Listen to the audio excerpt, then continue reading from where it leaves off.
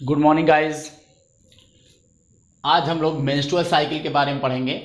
MC menstrual cycle. इससे पहले हम लोग oogenesis, ओवुलेशन सारी चीज़ें हम लोग पढ़ चुके हैं। अब तो हम देखते हैं कि जो मेंस्ट्रुअल साइकिल होती है वो कैसे होती है। तो एक सिंपल वे में हम समझ लेते हैं कि जो फॉलिकल होती है, जो ऊगोनियम होता है, ऊगोनियम ही आगे चल के मेच्योर ग्राफियन फॉलिकल बनाता है, ये हम लोग को पता है। तो फॉलिकुलर ग्रोथ होता है, डेवलपिंग फॉलिकल, यानी प्राइमरी फॉलिकल से सेकेंडरी फॉलिकल, सेकेंडरी फॉलिकल से टर्शियरी फॉलिकल, टर्शियरी फॉलिकल से क्वाटरनरी फॉलिकल, जिसको हम मेच्योर ग्राफियन फॉलिकल कहते हैं। तो देखते हैं कि ये जो है ये पूरी डेवलपमेंट की प्रोसेस है। फिर ओवुलेशन होता है, और ओवुलेशन जब होता है तो ओवा बाहर निकलता है। ओवा फिम्ब्रिकेटेड फनल से जाके अटैच हो जाया करता था, और ये ओवा जाता था कहाँ पे? एम्पुलरी इस्थमस जंक्शन पर। उसके बाद ओवुलेशन होता है। अगर ये है कार्पस ल्यूटियम, ये है, बाकी जितना भी पार्ट है ओवुलेशन का, ओवा तो निकल जाएगा, बाकी जितना भी पार्ट है वो बनाएगा कॉर्पस ल्यूटियम। अगर और उसके बाद अगर फर्टिलाइजेशन हो जाता है, यहाँ पे एक चीज समझना है कि अगर फर्टिलाइजेशन हो जाता है, जाइगोट का फॉर्मेशन हो जाता है, तो ये कॉर्पस ल्यूटियम के ही फॉर्म में बना रहता है अगले 3 महीने के लिए। ये बहुत ही इंपॉर्टेंट है कि अगले 3 महीने के लिए ये अर्ली का जो कार्पस ल्यूटियम है, ये कार्पस ल्यूटियम के फॉर्म में ही बना रहता है, और ये ही आगे चल के प्रोजेस्टेरॉन सिक्रीट करता है, प्रोजेस्टेरॉन सिक्रीट करता है। अगर फर्टिलाइजेशन नहीं होता है तो ये रिप्रेस करने लगता है कार्पस ल्यूटियम, और ये बना लेता है कार्पस एल्बिकन्स। और यही कार्पस एल्बिकन्स जब जो है मेंस्ट्रुअल ब्लीडिंग होती है, मेंस्ट्रुअल फेज आता है, तब यही कार्पस एल्बिकन्स मेंस्ट्रुअल ब्लीडिंग में चला जाता है, और ये एग्जिट आउट हो जाता है फ्रॉम द बॉडी। तो ये तो रहा सिंपल चीज, हम समझ रहे हैं। अब देख लेते हैं हार्मोन क्या क्या, मतलब कैसे बढ़ता घटता है। ये है 14 डेज, यानी mid day of menstrual cycle. ये 14 भी हो सकता है, 15 भी हो सकता है, 16 भी हो सकता है, हर फीमेल में वेरी करता है। तो मिड डे होना चाहिए। तो 14 डे मान के चल रहे हैं हम, 28 डे का मेंस्ट्रुअल साइकिल होगा, तो ये मिड डे होगा। मिड डे में FSH का और LH का दोनों का लेवल बढ़ा होता है, और जैसे ही अगर हम यहाँ पे देख रहे हैं FSH का लेवल बढ़ा है, इसका मतलब फॉलिकल स्टिमुलेटिंग हार्मोन का लेवल बढ़ा है, यानी यहाँ पर ओवुलेशन होगा, और जो फॉलिकल है वो पूरी तरीके से, यानी जो मेच्योर जो प्राइमरी फॉलिकल है, सेकेंडरी फॉलिकल में चेंज होता है, टर्शियरी और क्वाटरनरी, और ग्राफियन फॉलिकल पूरी तरीके से मेच्योर हो जाता है at the mid day of menstrual cycle. तो FSH का लेवल समझ लिए। LH का लेवल भी बड़ा रहता है, क्योंकि ये ल्यूटिनाइजिंग हार्मोन है। अगर मान लेते हैं फर्टिलाइजेशन हो गया तो ये कार्पस ल्यूटियम को बनाए रखेगा। अदरवाइज अगर इसका लेवल ना बढ़ा रहे तो ये जो कार्पस ल्यूटियम है वो कार्पस ल्यूटियम के फॉर्म में नहीं रह जाएगी। यही आगे चल के जो है कार्पस एल्बिकन्स बना लेता है, क्योंकि उस समय LH का लेवल नहीं बढ़ा रहता है। तो एक चीज हम लोग देख लिए कि FSH और LH का लेवल दोनों बढ़ा होता है, कब? Mid day of menstrual cycle. अच्छा, यहां पर देखते हैं कि ईस्ट्रोजन लगभग 8 या 7 मान सकते हैं, यानी मेंस्ट्रुअल फेज या मेंस्ट्रुअल ब्लीडिंग जब होती है, ब्लीडिंग फेज के जस्ट दौरान, जस्ट उसके बाद क्या होता है कि ईस्ट्रोजन का लेवल बढ़ता है। किसका लेवल बढ़ता है? ईस्ट्रोजन का लेवल बढ़ता है, और ये FSH का भी लेवल बढ़ना शुरू हो जाता है। FSH का लेवल बढ़ना शुरू हो जाता है, और 8 to 12 डेज, 8 to 12 कह सकते हैं, या 7।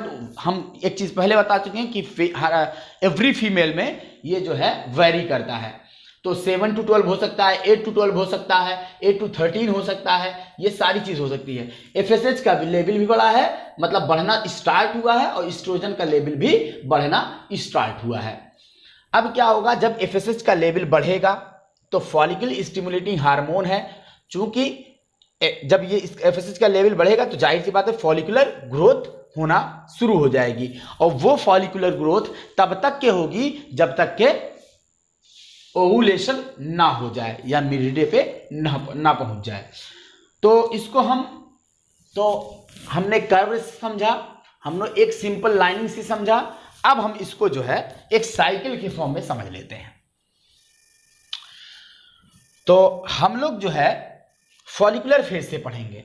वैसे देखा जाए तो फर्स्ट फेज आपकी मेंस्ट्रुअल फेज है, फर्स्ट फेज मेंस्ट्रुअल फेज है, लेकिन हम लोग फॉलिकुलर फेज से इसलिए पढ़ेंगे क्योंकि मेंस्ट्रुअल फेज होता ही क्यों है, इस चीज को हम समझ तभी पाएंगे जब हम फॉलिकुलर फेज से जो है पढ़ेंगे। लेकिन साइंटिफिक वही है, ब्लीडिंग फेज से शुरू किया जाता है, तो हम फॉलिकुलर फेज से शुरू कर रहे हैं। हमने क्या बताया कि 8 to 12 या 8 to 13 वेरी कर सकता है एवरी फीमेल में। 7 to 12 जो ये चीज है ना, ये देखिए एफएसएच का लेवल बढ़ रहा है, एफएसएच का लेवल बढ़ रहा है, और जिसका नाम क्या है, फॉलिकल स्टिमुलेटिंग हार्मोन। अब क्या होगा कि फॉलिकुलर फेज होगा। 8 to 12 जो होता है, जो डेज होता है मेंस्ट्रुअल साइकिल का, वो फॉलिकुलर फेज होता है, यानी यहां पर फॉलिकल डेवलपमेंट होता है। ओवुलेटरी फेज ये 14 mid day of the menstrual cycle होता है। उसके बाद ल्यूटियल फेज आता है, जिसको हम सिक्रीटरी फेज कहते हैं। ल्यूटियल फेज जिसको हम सिक्रीटरी फेज कहते हैं, ये 12 to 18 या 12 to 17 या 11 to 17 ये सब वेरी करता है, ल्यूटियल फेज होता है। यहां पर देख लेते हैं, ल्यूटियल फेज को हम इसलिए सिक्रीटरी फेज कहते हैं कि यही कार्पस ल्यूटियम प्रोजेस्टेरॉन का सिक्रीशन करती है, इसलिए हम इसको ल्यूटियल फेज कहते हैं। अगर अब यहां पे देखते हैं, अगर ल्यूटियल फेज में, यानी ल्यूटियल फेज है, अगर यहां पर फर्टिलाइजेशन नहीं हुआ, तो जब फर्टिलाइजेशन नहीं होगा तब जाके मेंस्ट्रुअल फेज होगा। अगर फर्टिलाइजेशन हो जाता है तो मेंस्ट्रुअल फेज नहीं होगा या ब्लीडिंग फेज नहीं होगा, क्योंकि ये जो कार्पस ल्यूटियम है ये कार्पस एल्बिकन्स में चेंज हो जाता है, कार्पस एल्बिकन्स में चेंज हो जाता है और वो एग्जिट आउट हो जाता है फ्रॉम द।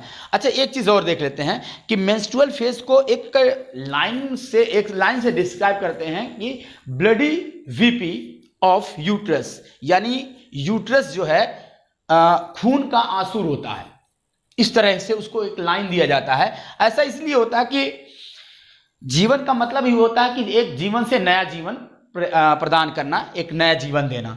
तो अगर इस पर नहीं आया, ओवा से नहीं मिला, इसका मतलब क्या हुआ कि जो मेंस्ट्रुअल साइकिल हुई है उसमें जो ओवा आया है, अब उस ओवा का कोई काम नहीं है, वो ओवा अब एग्जिट आउट हो रहा है। तो इसीलिए ब्लडी वीपी ऑफ यूट्रस कहते हैं।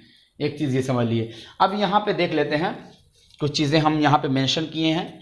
ये देखिए, ये मेंस्ट्रुअल साइकिल है 1 to 7 डेज, ये लीडिंग मेंस्ट्रुएशन, इसमें क्या होता है, menstruation. 1 to 7 days the uterus lining break down. Uterus lining में देखेंगे तो एंडोमेट्रियम ही टूट जाती है।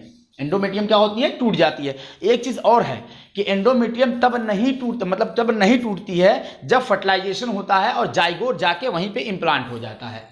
तो 1 to 7 days the uterus lining break down.